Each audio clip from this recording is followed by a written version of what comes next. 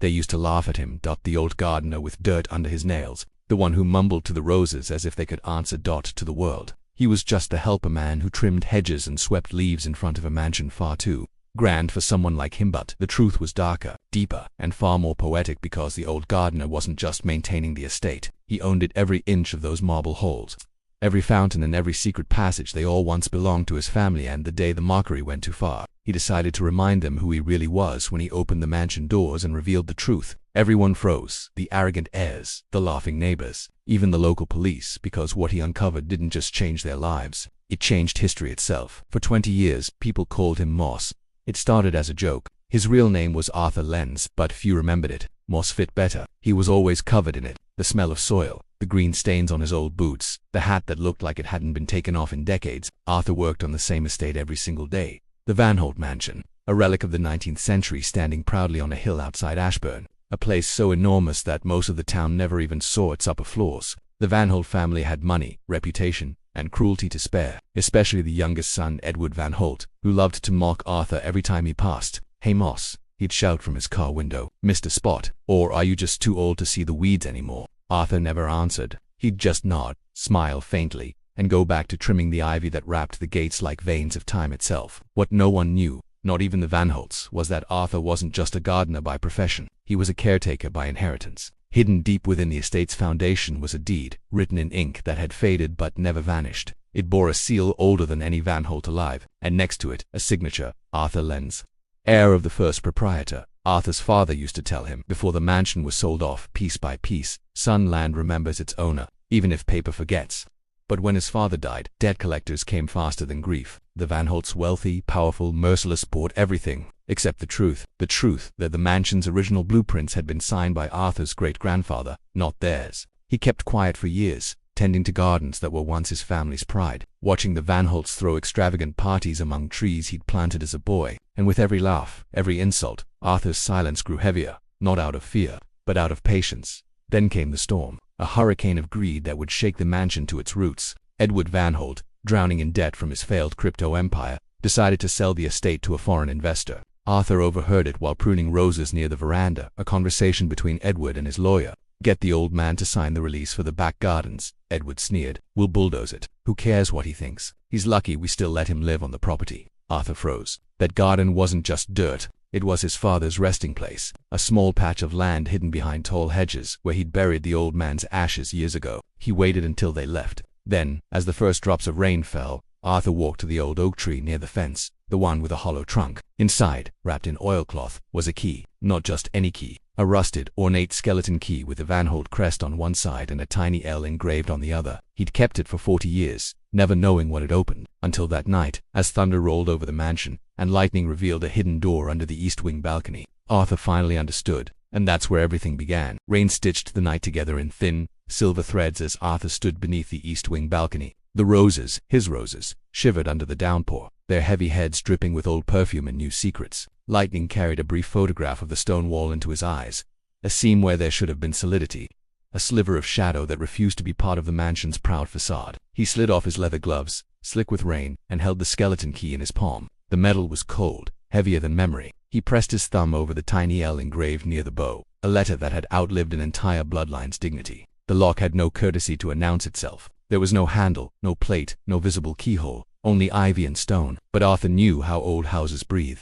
He knew where they hide their lungs. He reached into the living lattice of rose, canes, and thorns and found a rusted hinge disguised as a knotted root. A vertical spine of iron ran down to a crack in the flagstone. He knelt, ignoring the wet that seeped through his trousers. Lightning again. There, the keyhole lived beneath a metal leaf, forged long before the Van Holts stamped their crest on invitations and wine glasses. The skeleton key slid in with a stubborn, gritty pride. When he turned it, the earth shuddered like it was remembering him. The slab sighed inward an inch, then 3, then a whispering foot. Mud slithered down and pooled at his boots. The scent of the inner passage arrived. Cool lime, wood rot, iron, and something older than all of it. The peculiar breath of a place that has waited a long time to be seen. Arthur stepped inside and pulled the door shut. The storm's voice vanished to a faraway murmur. He was in a throat of stone, slick with condensation, lit only by the jittery glow of his pocket torch. The beam found an arch carved with thistles, oak leaves, and a small, purposeful sparrow. Hand-carved, not machine. He recognized the style. His great-grandfather had been a mason who refused to sign his name.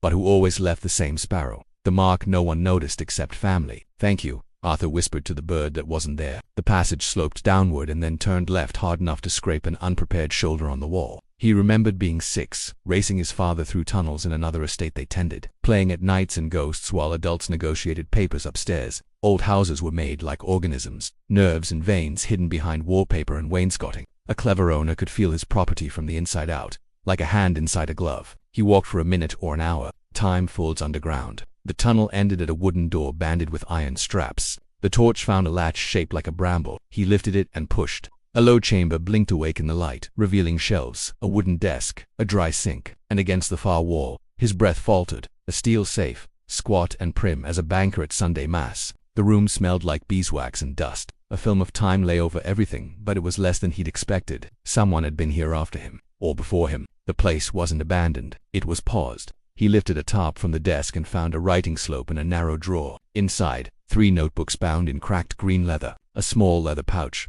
a folded piece of linen with family stitches, and a brass stamp with a sparrow engraved on its base. He opened the first notebook. The handwriting leaned forward, impatient and firm. Anton Lenz, 1892, his great-grandfather. The entries were part ledger, part field report, part confession, notes on expenditures and deliveries, timber loads, river tariffs, wages for brick, sketches of arches and drainage lines. Then, in margins a different voice, "The Van Holts insist on a ballroom roof that ignores the north wind. They insist, so let them pay for their drafts." And elsewhere, "No family should own a house it does not understand. A man can purchase walls. A caretaker inherits the doors no one else can see." Arthur swallowed, then turned the page. There were blueprints sketched in pencil and ink, not the polite blueprints kept upstairs in frames, but the anatomy of candor, the secret conduits, the ash chutes, the scullery dump, the safe corridors servants took when the masters needed to pretend service was magic. And in the center of the map, drawn last and darkest, was a chamber labeled in Anton's hand, "Custodian's Hold."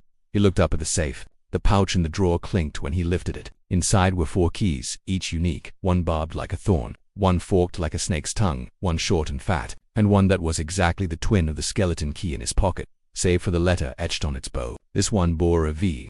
Arthur set the pouch down and went to the safe. The dial was worn. Someone had loved it with anxious fingers. He crouched and placed his ear to the cold metal. The old art he had learned it not from crime, but from caretaking. Furnaces that needed coaxing, boilers with stubborn valves, combination locks whose owners had died a century earlier, but whose mechanism still remembered sequence like a lullaby. Click the first number. He turned back, clicked the second. He forced his breathing to match the rain that he could barely hear above him. On the third pass, the safe shivered and released. The handle moved. Inside were papers, bundles tied with cotton ribbon, a velvet-trapped tube, and 2 objects that shouldn't share a room, a family Bible, and a revolver wrapped in oilcloth. He did not reach for the gun. He lifted the Bible first. It was heavy with more than scripture. Between Exodus and Leviticus, someone had slipped a sheet of parchment. Arthur unfolded it as if he were handling a swaddled infant. The parchment was a deed, not the one he knew about in the foundation. This was older, the language archaic, the ink browned almost to sepia. He traced the seal with his finger. The seal bore neither the Van Holt crest nor any noble symbol. It bore a sparrow.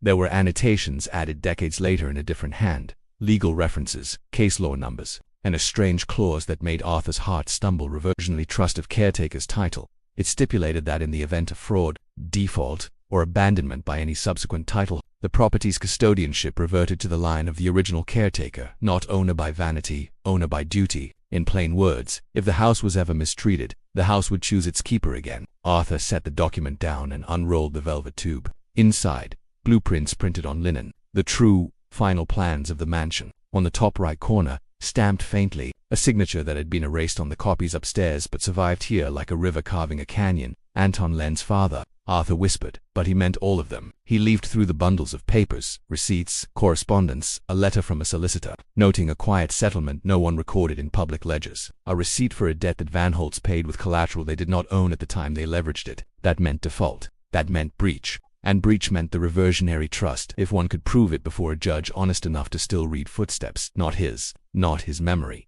Now, the tunnel breathed. Arthur stuffed the deed and the linen plans into his satchel and killed the torch. Darkness came like a curtain drop. He backed to the wall and listened. The footsteps were above, not in the corridor. Fast, careless, young. Edward's clique, the binge and brag generation. Their voices filtered through floorboards. "Told you there's some weird gardener cave down there. Dad says the old freak's been seen walking around with a shovel at night. Bruh, if he's digging treasure, I'm taking my cut. Shut up and open the wine." This power outage is a vibe. Laughter, the kind of laughter that always made men like Edward believe they invented cruelty. Arthur's jaw tightened. He waited for the ceiling to reclaim its silence, then raised the torch again, cupping the light on the back wall of the custodian's hold. Beneath a shelf of wax candles was another sparrow carving. He pressed it. Somewhere, gears began to whisper. The shelf swung forward, revealing a narrow stair spiraling up into iron darkness. He climbed. Each step was a question, each landing an answer. The stair stabbed into the mansion like a needle, rising past kitchens, past the servants' quarters, past the music room where Edward had once hired a pianist to play while he pretended to discover shop. Arthur reached a panel at the top and saw a seam shaped like a door's negative. He pressed the panel side. He stepped into shadow and velvet. The library. It smelled like pipe smoke and leather and paper that had rolled through 5 generations of hands. He stood behind a freestanding bookshelf whose back was a false wall hiding the panel. In the next room, voices gleamed like the cutlery on the sideboard. He peered through the crocodile gap between volumes and the shelf. Edward was there, a glass of something he couldn't afford, his shoes too shiny, his laugh too loud. Beside him, a woman with blonde ambition and a silk dress that didn't belong to the weather. 2 hangers-on scrolled through their phones with synchronized indifference. If they want the estate, they take it as ease, Edward declared. Bring bulldozers for all I care. The old orchard's dead. Arthur looked at his hands, scratched by roses slick with the mansion's pulse. The orchard was not dead.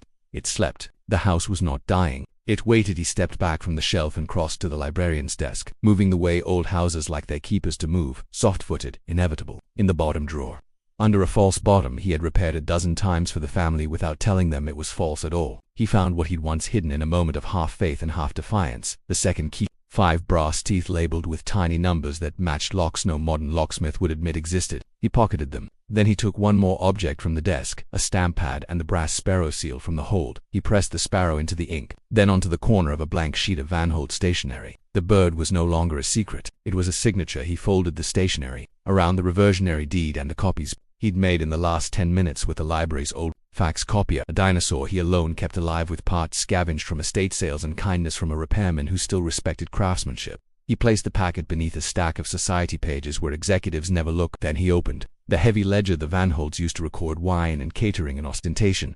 He turned to today's date and wrote, with steady gardener's script, notice of reversion tendered. Custodian asserts hold pending judicial review. Access restricted. Under Article 7, Clause Sparrow. He blew the ink dry. In the next room, Edward mispronounced the name of a Burgundy. Arthur closed the ledger softly and returned behind the shelf. He could have slipped away, could have retreated to the tunnels with his proof and his plan. But patience is not passivity. Patience is a bowstring drawn and held. He pressed the panel, the shelf sealed behind him. He descended the iron stair, then the stone corridor, then the rose-thorn door. When he stepped out into the storm, the rain greeted him like applause withheld too long.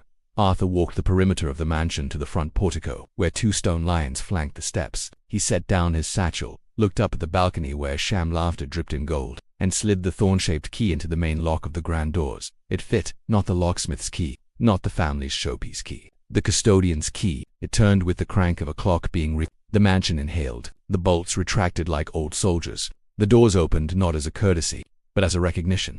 Arthur stepped over the threshold, no longer the help in the rain, but the air in the hall. The chandelier above him bloomed to life with generator light, scattering diamonds over the marble. Somewhere within the walls, the house's veins woke.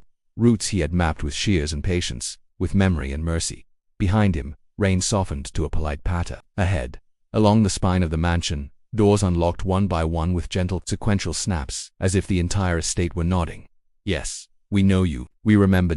And upstairs, for the first time in decades, the Van Holts would have to knock. The rain ended, but the wind refused to leave. It prowled around the mansion like a wolf denied its meal. Inside, Arthur walked the hallways that had once felt foreign, tracing the silence as if it were a map. He had cleaned these marble floors for decades, always under orders. Now, they echoed beneath his steps. The chandelier swayed softly above him, humming with generator power. The scent of wet wood drifted from the grand staircase. Every painting on the wall, the Van Holt ancestors with their smug faces and powdered arrogance, seemed to watch. But Arthur wasn't afraid. The house wasn't haunting him. It was waking up. He reached the center of the grand hall where the mosaic on the floor, an elaborate swirl of roses and vines, hid something he'd only ever noticed in passing. A faint outline, circular, like a sealed hatch. He'd scrubbed that very spot countless times. Tonight, the veins of the mosaic pulsed faintly under the weak light. He crouched and pressed his palm to the center. It clicked. A metallic echo rippled through the floor like a sigh of relief. The mosaic rotated a few degrees, gears whining beneath the marble. A hidden mechanism, one that only responded when the right sequence of keys had been awakened. The sparrow sigil he had pressed earlier must have been the trigger. Arthur stepped back as the mosaic split open, revealing a spiral staircase descending into warm amber light. He hesitated for a moment. The last time his father had spoken of this place, his voice had trembled. When the house forgets its keeper, the heart goes dark. But if one day the doors remember your name, you must follow the light below. That's where the truth sleeps. Arthur descended. The air thickened with the smell of cedar and old oil lamps. The staircase ended in a circular chamber built from stone, smoother than anything above ground. A fountain gurgled at the center, its water still clear, fed by some unseen spring. Around the walls were murals, unfinished scenes painted directly onto the rock fields, orchards, a family of workers tending to a newborn tree. But where the faces should have been, the paint had faded. Only one remained visible, a man holding a spade and smiling faintly. Arthur recognized him instantly. His great-grandfather, Anton Lenz. Beneath a mural was a plaque, Custos Damas, the keeper of the house. A flicker of warmth touched Arthur's chest. He knelt by the fountain, running his fingers through the cool water. Something metallic brushed his fingertips. A box, sealed but not locked, resting at the bottom. He lifted it out, wiped it clean, and noticed a small inscription burned into the lid. For the one who still listens. He opened it. Inside lay a ring of bronze keys, an envelope wrapped in red twine, and a note written in the old family script. The parchment had yellowed, but the ink still glowed faintly when it caught the light. If you are reading this, then the line has endured beyond the lie. Remember this. Property is not possession. Stewardship is earned by care. When greed replaces gratitude, the soil itself withdraws its blessing. Should the heirs forget the roots, the keeper must reclaim the crown. The house will obey you when the time is right. A.L. Arthur exhaled. He wasn't sure if it was relief or grief. He pocketed the letter and stood. The bronze keys jingled softly, a sound that felt more powerful than thunder. When he looked around again, he saw something new. On the far wall, half hidden by shadow, stood a wooden door reinforced with brass vines. The same bird symbol was carved into its center. He approached it, heart thudding. He took one of the new keys, the one shaped like a leaf, and slid it into the lock. It turned easily, almost joyfully. The door swung open, and behind it, a narrow corridor lined with safety deposit drawers, dozens of them. Each bore a year, starting from 1879 and ending at 1995, the year Arthur's father had died. He opened the final drawer. Inside, a photograph. A boy, himself, standing with his father in front of the mansion's gates. The old sign still read Lenz Estate. His father's handwriting curled across the bottom. One day, you'll remember what this place really means. Arthur felt his throat tighten. This wasn't just nostalgia. It was revelation. The estate had recorded everything. The Van Holts had rewritten history, but the walls remembered who built them. He placed the photograph back gently, then noticed something else at the bottom of the drawer, a smaller envelope addressed simply to the custodian. Inside was a set of modern documents, updated ownership forms, bank ledgers, and an unsigned transfer certificate bearing the Van Holt family name. They had planned to use it in the sale to the foreign investors, but they never finalized it. It was still open for signature, and at the bottom of the form, in neat, legal print, the reversion clause appeared again, unchanged after more than a century in case of owner default. Custodianship reverts to the Lenz estate. Arthur laughed under his breath, not bitterly, almost kindly, as if fate had decided to return his inheritance with interest. Upstairs, a crash echoed through the house, glass breaking, then laughter. Edward again. Arthur climbed the stairs back to the main floor, the bronze keys clinking softly in his pocket. The mansion greeted him with creaking floors and flickering lights. It felt alive now, like every hinge and beam was leaning toward him. He reached the main hall. Edward and his friends were standing by the grand piano, bottles in hand, their laughter sharp and hollow. "Look who's back," Edward said, half drunk. "Moss, my man. Did you find a new patch of weeds to talk to?" Arthur looked at him, really looked, and for the first time, Edward flinched. The old man's eyes weren't timid anymore. They were ancient, measured. "I've been tending more than weeds," Arthur said quietly. "I've been tending the truth." Edward smirked. "Oh yeah, you dig up ghosts down there, old man." Arthur walked to the center of the hall. "Something like that." He pulled one of the bronze keys from his pocket and held it up. "This house remembers who built it, who loved it, and it doesn't seem to remember you." Edward rolled his eyes. "You've lost it." "Security," he yelled, but no one came. The generator lights flickered once, then surged brighter, unnaturally bright, casting every shadow into clarity.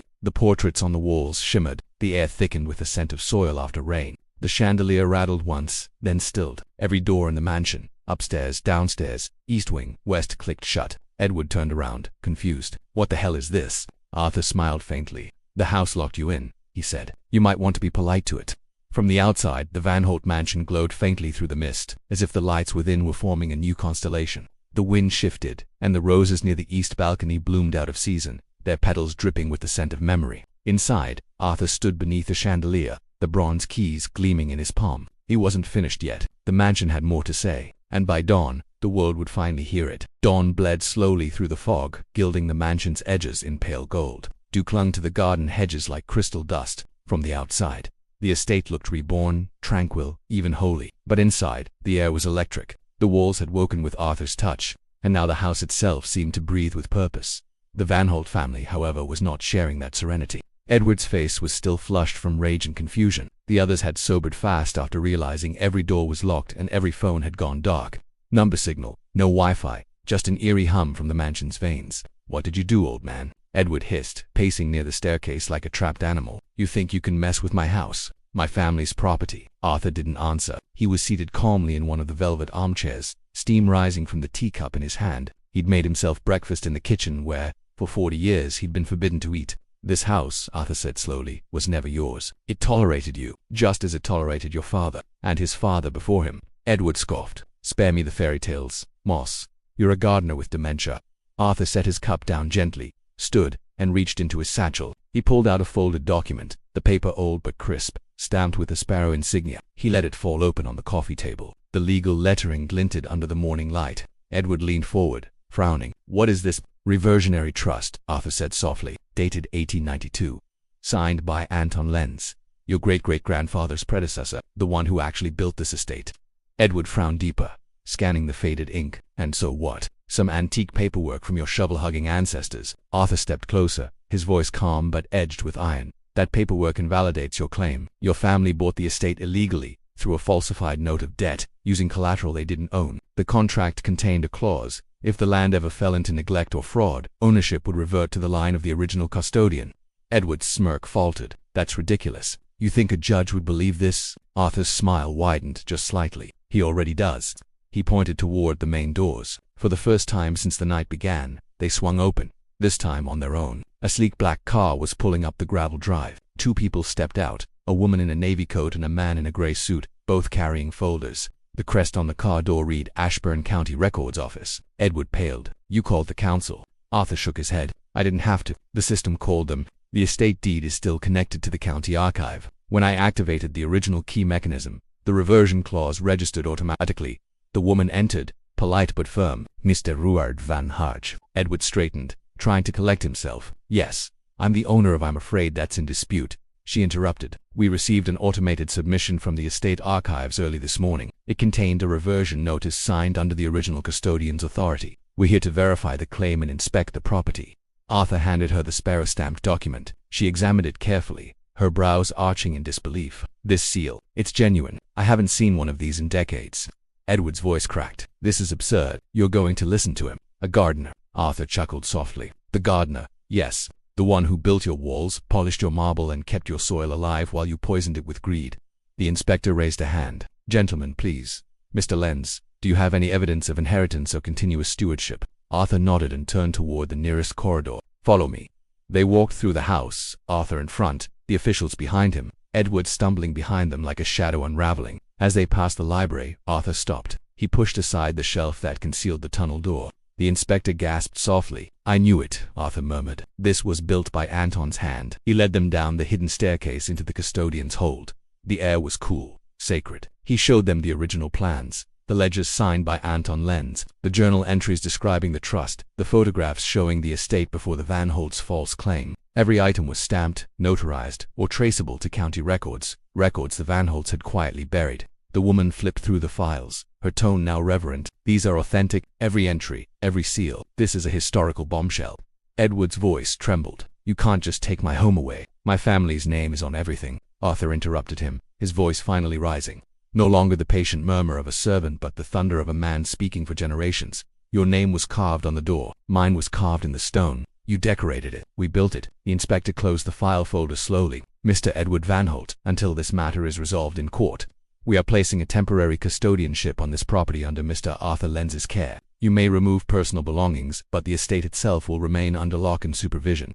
Edward staggered back. "This can't be real. This is madness." Arthur looked at him gently. "It's memory."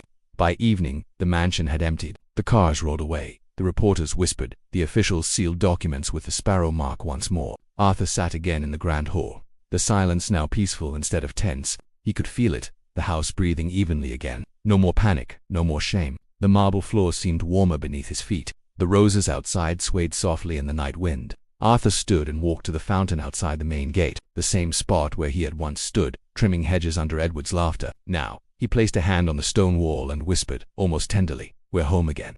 A light flickered in one of the upper windows, his father's old room. It wasn't electricity. It was something softer, older. Arthur smiled. "I know, Father. I'll take care of it." The mansion exhaled, and the night around it grew still. But far across town, Edward Van Holt wasn't done. In a small rented office, he slammed a stack of papers on a table, his hands shaking. "He thinks he's won. I'll burn that place to the ground before I let that fossil take it."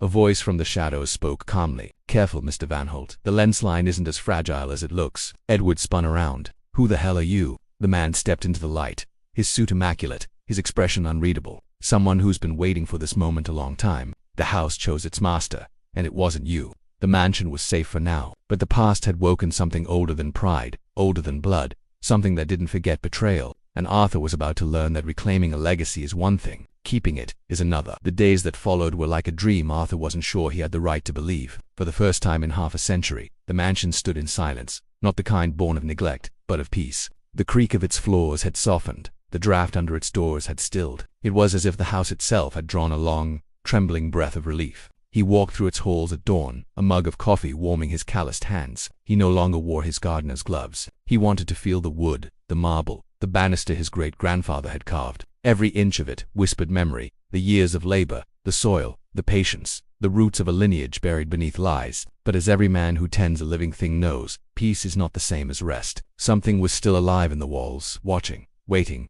That night the wind returned, not the cold, tearing kind that heralds a storm, but the warm, whispering one that carries messages. Arthur was sitting in the library, sorting through the ledgers left by Anton Lenz, when the chandelier flickered. The fireplace flared higher on its own. Then, from deep within the corridors, came a sound. Footsteps. Slow, even deliberate. He stood, grabbing the lantern from the desk. The hall beyond the door was empty, but the light pooled oddly against the walls, stretching where it shouldn't. Then, from the far end of the corridor, came a faint voice. "You've come home too late, Arthur." He froze. He knew that voice. He'd buried it 20 years ago. "Father." The figure stepped from the shadows, faint as breath on glass. His father, Samuel Lenz, dressed in the same work jacket he'd worn the day he died. His eyes glowed faintly gold, like candlelight through water. Arthur's throat tightened. "This isn't real. It's as real as the house that remembers." The ghost said softly, "You woke it, Arthur. You kept your promise. But the debt isn't fully paid."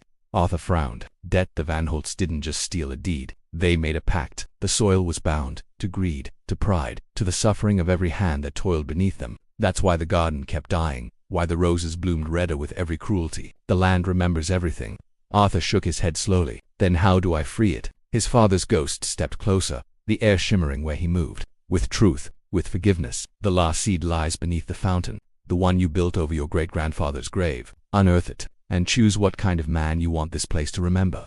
And then, as the lantern flames sputtered, the ghost was gone. Arthur stumbled through the halls, heart racing, the lantern swinging wildly. He reached the courtyard where the fountain gurgled softly under the moonlight. The roses that bordered it swayed, whispering like gossiping spirits. He dropped to his knees and began prying up the stones with a gardener's trowel. The soil beneath was damp and rich, alive. After a few minutes of digging, his blade struck metal, a small box, tarnished but intact. He lifted it out and wiped the mud from its lid. The sparrow symbol was carved there again, smaller this time, with words engraved beneath. "Forgive, and the house will breathe again." Arthur opened it. Inside a single seed, black, smooth, unnaturally heavy. He turned it over in his palm, feeling its strange warmth. He knew what he had to do. At dawn he planted it in the center of the front garden, where every guest who entered the mansion would see it first. He covered it with soil from the old rosebeds, soil that had known joy, grief, labor, and love. Then he poured water from the fountain over it. For a long time, nothing happened. The wind stilled, even the birds were silent. And then, the ground trembled. A sprout broke through the earth, glowing faintly with golden light. It grew faster than anything natural, twisting upward into a vine that climbed the gate's iron bars and burst into bloom. A white rose, larger than a man's hand. Arthur fell to his knees, overcome. The air filled with a fragrance so clean it hurt to breathe. The house's windows flickered with reflected light. The marble warmed underfoot, and somewhere inside, the old grandfather clock that hadn't worked in years began to tick again. The land was awake, but not angry. It was whole days later, when the county officials returned with their papers and signatures. The estate looked transformed. The roses bloomed in impossible colors. The cracks in the marble had sealed. The trees, once twisted and dry, had grown lush overnight. The lead inspector could only shake her head. I don't understand. It's as if the place healed. Arthur smiled. It remembers kindness now. He signed the final line of the reversion document. Arthur Lenz, custodian and heir of the Lenz estate. The officials departed, and Arthur was alone again, standing at the edge of his garden as twilight painted the sky pink. He took off his hat and let the breeze run through his gray hair. He looked at the white rose, now at the center of the fountain, and whispered, "You can rest now, Father." The petals shimmered once, catching the last light of day. That night, as Arthur locked the mansion's great doors, he paused by the portrait gallery. One painting stopped him cold. The family portrait that had once shown the Van Holts in all their finery. It had changed. Now, in the center, stood a new figure, a man in a gardener's coat. One hand resting on a spade, a white rose blooming behind him. The plaque beneath read, "Arthur Lenz, keeper of the house." He smiled, turned off the lights, and let the house rest. The next morning, travelers passing by the estate would swear they saw something impossible. Roses blooming through frost, ivy curling upward like it was reaching for the sun, and a faint, golden sparrow perched on the gate, as if keeping watch. And those who dared to mock the old gardener again, they'd think twice, because everyone in Ashburn knew the legend now. The mansion obeys the one who listens, and the gardener is always listening.